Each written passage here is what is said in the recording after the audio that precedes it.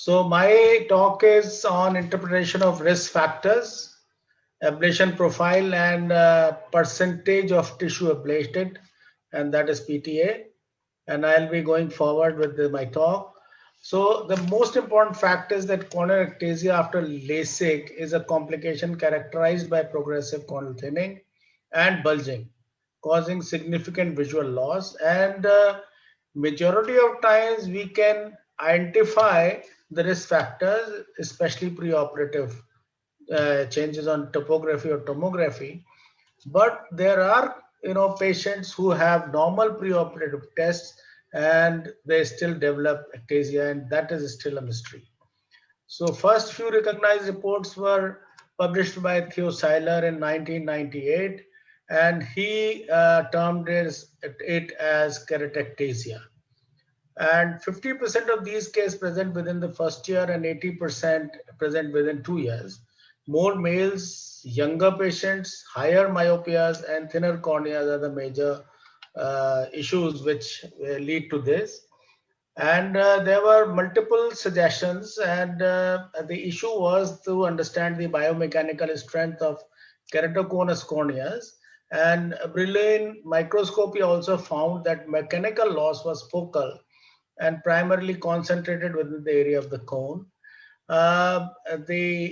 So this is basically small optical zone of the ablation was important, and transmission electron microscopy found that there is epithelial hypoplasia or hyperplasia. There are breaks in the Bowman's layer, hypocellular stromal scarring, thin residual bed strengths, and interlamellar crafts, and thinning and loss of rigidity in stress-bearing regions of stroma.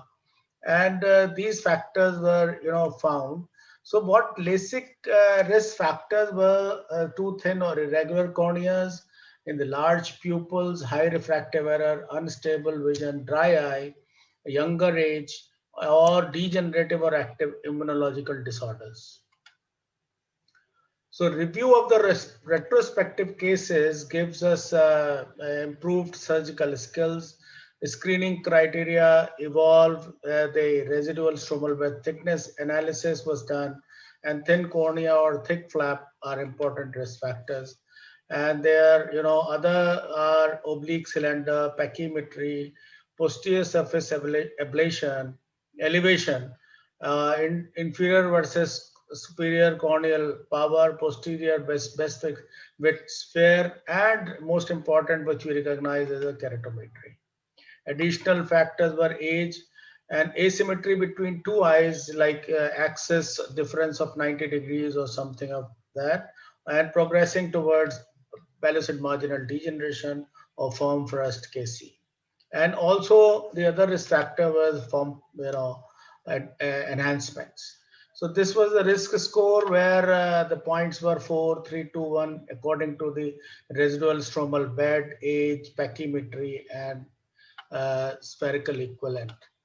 And percentage of tissue altered is a later thing which has come by Marconi Santiago of Brazil, and he found that the thickness of the tissue was very important as to how much you remove, and that was the most important. And I remember in 1992 when I started doing ALK, I was told by my mentor and the teacher in Germany that 50% is the max you can go in the cornea. So including the thickness of the flap and the tissue removed, it cannot be more than 50%. And that is why I have never gone wrong in my calculations. I have never thought about leaving 250, 300, whatever. If it is a 500 cornea, I can go up to 250. If it is 600 cornea, I can go up to 300. And if it is a 450 cornea, I cannot go beyond 225. And that is my take always. And I have never gone wrong in this. The tensile of the cornea is not uniform, and progressive weakness is there in posterior two-thirds. So what we are seeing is the anterior one-third is most important.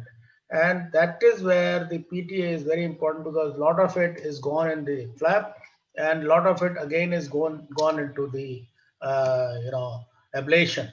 So PTA is actually full flap thickness plus ablation depth here divided by central corneal thickness. It should not go beyond 50%. And that is very important that I want to emphasize again and again.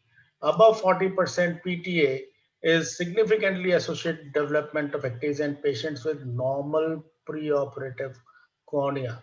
So this is very important. Even in normal tomography or topography, you should not do anything more than 50%, whether you want to leave 250 or 300 or 225 or whatever is your cutoff. That's not important. The more important thing is what is the residual bed thickness, and which should be more than 50%.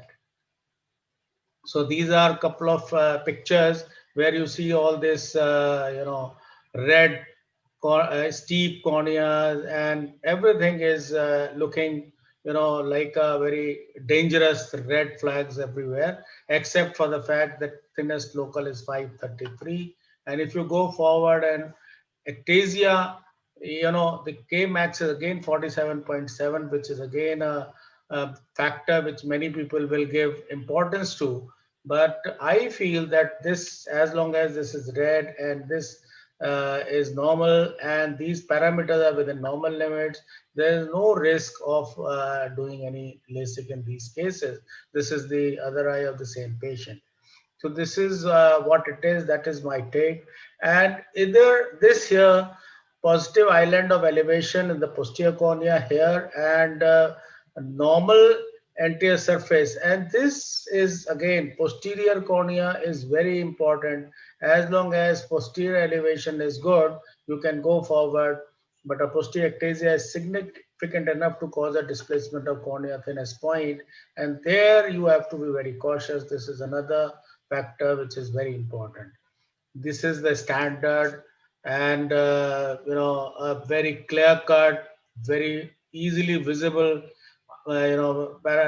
maps which say that okay, this case is going to be a troublesome case if you do anything with the cornea. And we must avoid such kind of cases with anterior, posterior, all parameters if you look at, and the corneal thickness, everything is not good. So this is, of course, any one of us will avoid. So and this is very important, because if you look at this keratometry, keratometry is 546. So keratometry alone is not a parameter. You see the posterior float, and posterior float is looking very aggressive and red, and so all these cases 552 keratometry, thick corneal thickness, but still the this posterior float is not good. This is not a good idea for this eye to be taken as for laser refractive surgery. Thank you very much. And